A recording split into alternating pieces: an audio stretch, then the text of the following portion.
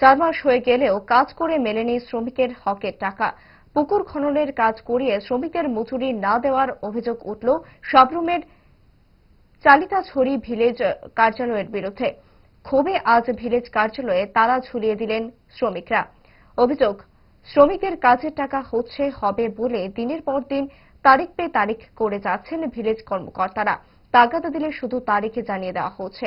এইভাবে 4 মাস চলার পর আজ ক্ষুব্ধ হয়ে ওঠেন ভিলেজ এলাকার রেগা শ্রমিকেরা। কেন তালা, কি হয়েছিল তাদের সঙ্গে, দেখুন কি জানাচ্ছেন এক ক্ষুদ্র শ্রমিক। এখন আমরা চালতেছড়িতে আইসে, আমরা যে রেগা চালছড়ে দিছি, পুলিশ আইসে, রেগা আমরা টাকা পেয়েছি না। পুকুর কেটেছে সবাই মিলে, আমরা জনগণ 680 টাকা করে বিজেপি নেতা মন্ডল ITS নেতা 680 টাকা করে লইছে।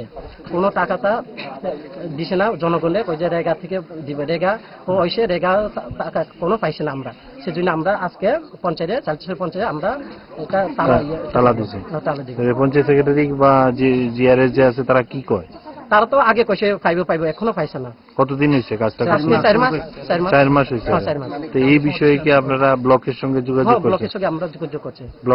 ব্লক বিডিও বা আধিকারিকরা কি কইছে? ভিডিও কইছে এটা তো আগে যেটা কাজ হইছে 4 মাস আগে, এটা তো সব পেমেন্ট হয়ে গেছে, কিন্তু আপনারা কেউই পাইছেন না? আমরা পাইছি না।